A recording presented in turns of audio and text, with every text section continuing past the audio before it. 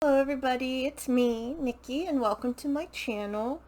And today is Book Tag Tuesday, so I'm going to do the literary dinner party tag. I saw this on Rosie's channel.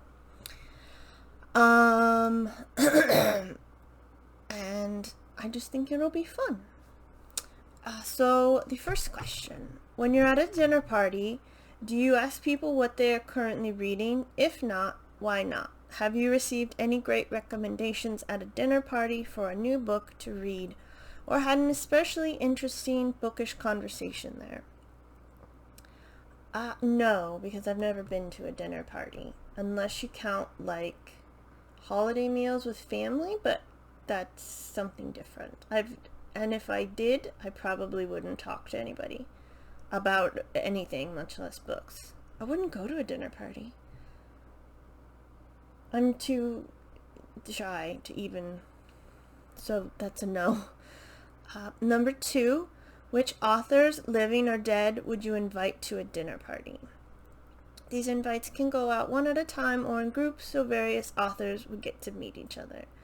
I am predicating this on, like, if there's time travel and, like, bringing people back from the dead, they can suddenly speak modern English. Because I would like to have Shakespeare, Chaucer, Emily Dickinson, Sappho, Jane Austen. Oh, I had somebody else. But I can't remember them, so they don't count. So I was thinking Socrates, because I think he might have to be by himself, because I feel he might be a bit too annoying to the other people. But yeah, I think those would be very fun. I did have somebody else, but it's completely gone out of my head. Oh well. Number 3, which characters would you like to invite? That's a good one.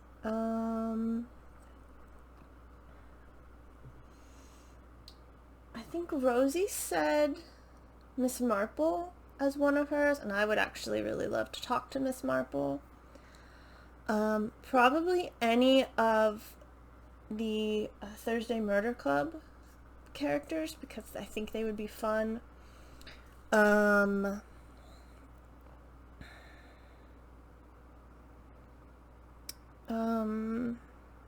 Again, I just thought of somebody and it's gone. My brain.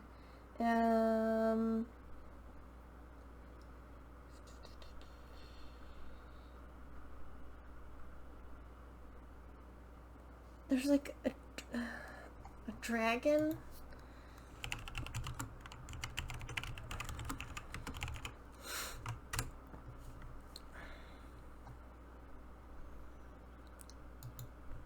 Falcor, I guess, would be, because I want to bring a dragon, and Falcor is the only one who wouldn't eat me right away. Just because I want to meet a dragon.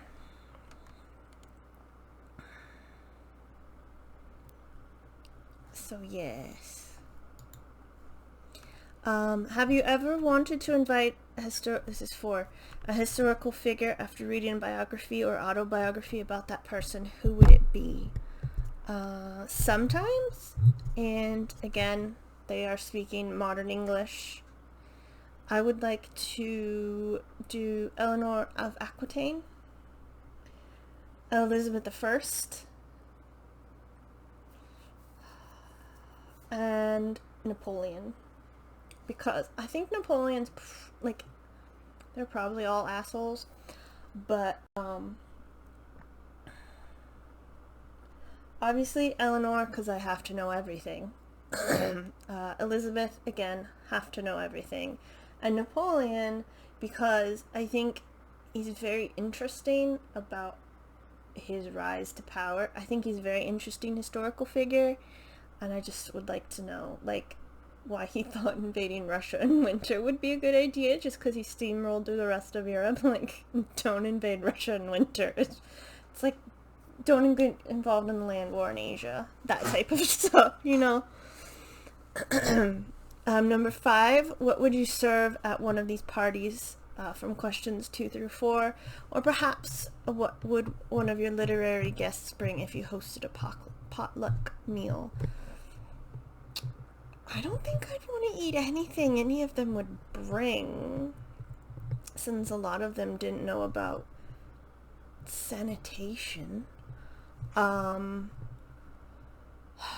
So probably like bread, meat, and cheese, because that seems to be like a global thing most people know. Probably, I don't have any wine, but probably a wine, because I don't know if they would drink water.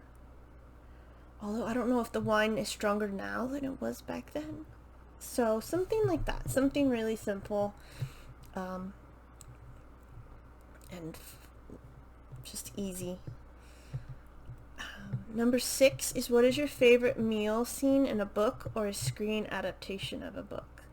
I don't think this one counts, but it's the only thing that came to mind. It's the scene in Hook where the kids, the lost boys, are eating, but Peter doesn't see anything, and then he does, and it's like all this great food. And that's the only thing that came to my mind, and it's technically a sequel to Peter Pan, the book. But that's the only thing I can think of. That's like the only time I've ever paid attention to food, apparently. Number 7, dinner parties aren't the only times people share food and drink. Are there literary scenes you love where characters get together over brunch, afternoon tea, picnics, cocktail parties, etc.? No. I can't think of any. So, I mean, I'm sure it happens. They just don't stick in my brain for whatever reason. Again, the thing that I just thought of is the Teenage Mutant Ninja Turtles eating pizza. That stuck in my brain when I was a kid, because New York pizza looked really good. And that might have happened in their comics that they're originally from. Number 8, name one of your favorite cringe-worthy dinner party scenes in a book or adaptation. Oh, if it's cringe, I definitely won't remember it. But there's...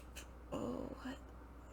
I know there's one. There's probably a couple where they're having it's probably like fancy rich people having a dinner, and then somebody like drops some hot facts that nobody wants to hear.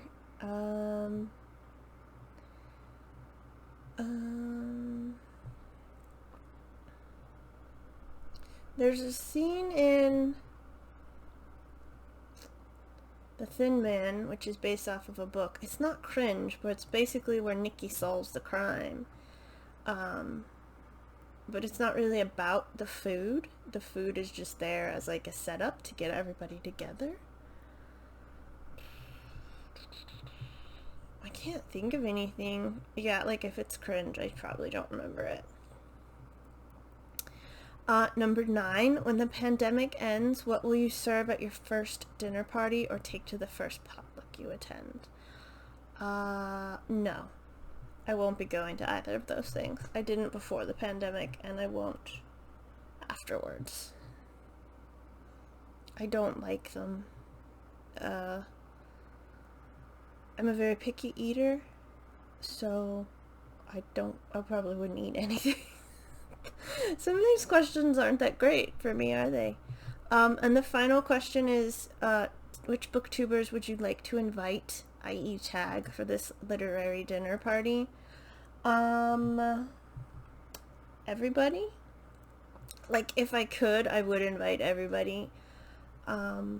because I would love to sit and chat with all of my booktube friends and just talk about books, even though, like, because some of us have like really overlapping interests, and some of us are so different. So yeah, I think it would just be fun.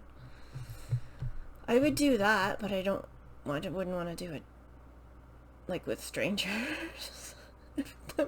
Except for the historical dead people and anyway, that's the tag. Thanks for watching. I hope you enjoyed the video, and I hope you're having a lovely day. I will see you in the next one. Goodbye.